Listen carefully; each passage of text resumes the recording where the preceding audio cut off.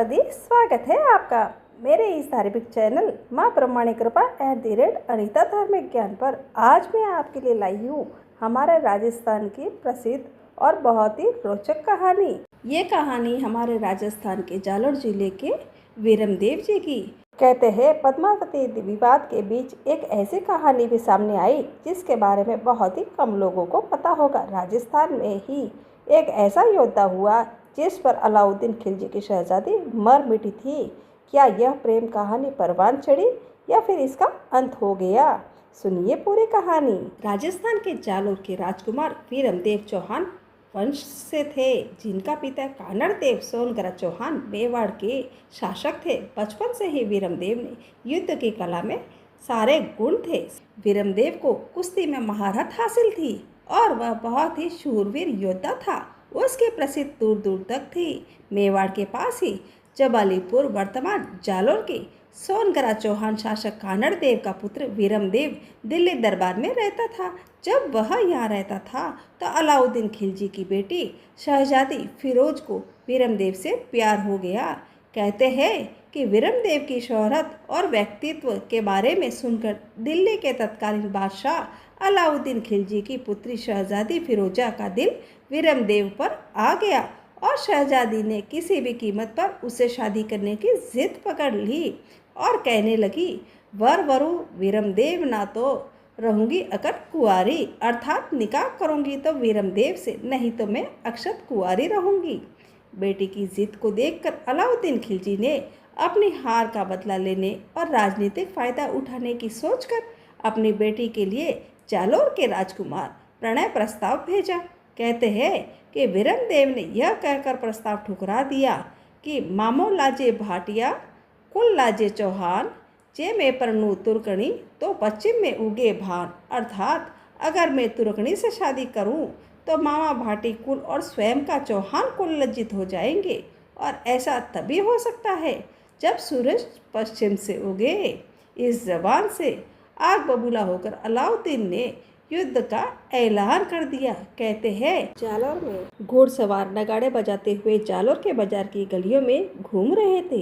लोग अचंभित थे, लेकिन राय के मुंह मांगे दाम मिल रहे थे, इसलिए किसी ने इस बात पर गौर करना उचित नहीं समझा कि आखिर में एकाएक राय के मुंह मांगे दाम क्यों मिल रहे हैं। शाम होते होते शहर के हर घर में राई घुड़सवारों ने खरीद ली थी।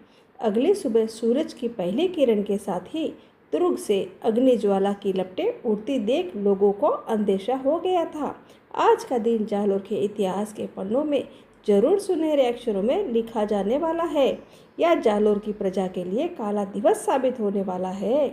प्रातः दुर्ग में दासी ने थाली में गेहूं पीसने से पहले साफ करने के लिए थाली में लिए ही थे कि अचानक थाली में पड़े गेहूं हलचल हुई।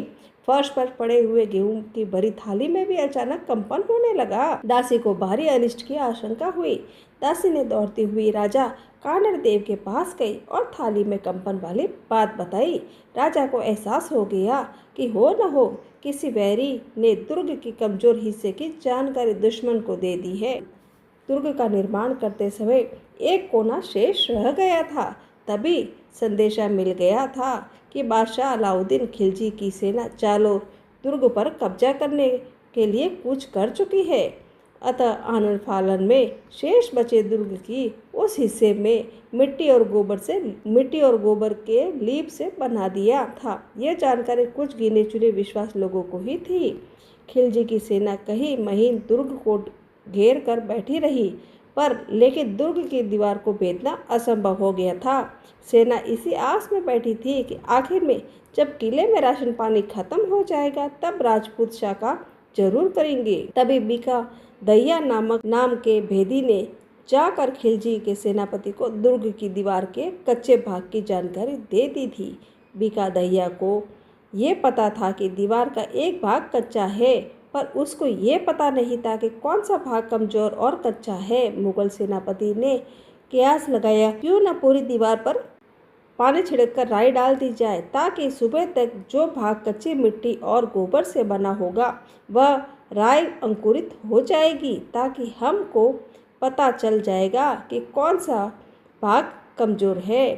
कानड़देव ने दरबार बुलाया। क्षत्रियों को भी संदेश पहुंचा गया कि आज मर्यादा की बलिवेदी प्राणों की आहुति मांग रही है। चेत मन का दिन आया, रणभेरी आज बजवाला आया। उठो आज पसवाड़ो फेरो, सूता सिंह जगवाला आया। रानी महल में जोहर की तैयारी शुरू की।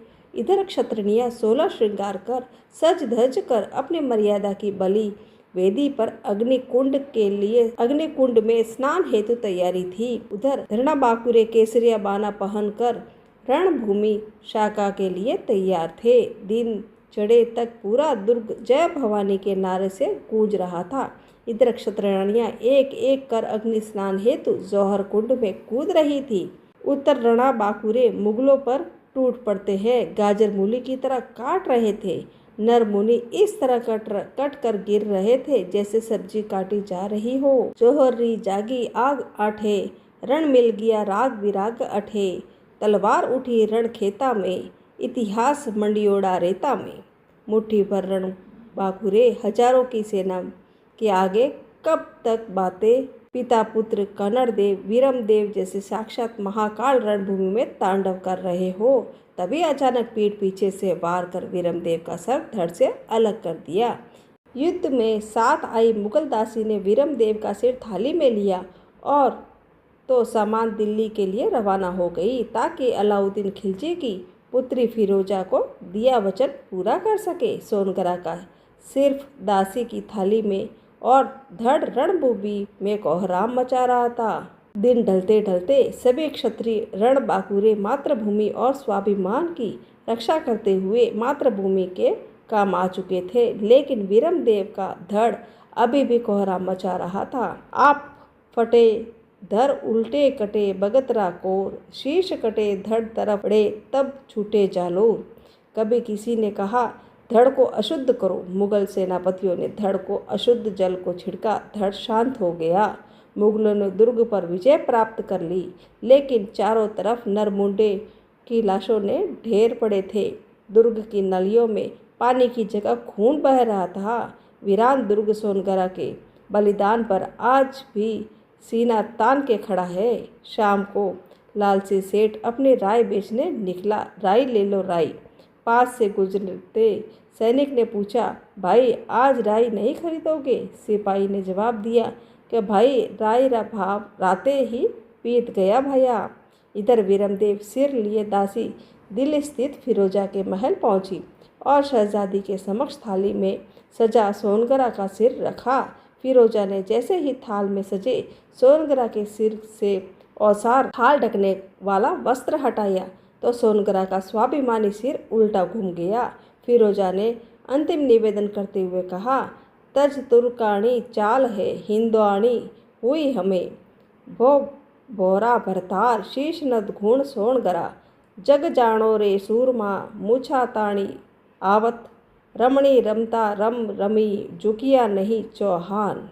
कहते हैं कि शहजादी ने मस्तक से शादी की बात कही तो थाली में रखा मस्तक पलट गया था, लेकिन शहजादी अड़िग थी। शादी करूंगी तो वीरमदेव से, नहीं तो कुंवारी ही मर जाऊंगी। अतः शहजादी फिरोजा ने उनके मस्तक का अग्नि संस्कार कर खुद अपनी माँ से आज्ञा लेकर यमुना नदी में के जल में प्रविष्ट हो गई।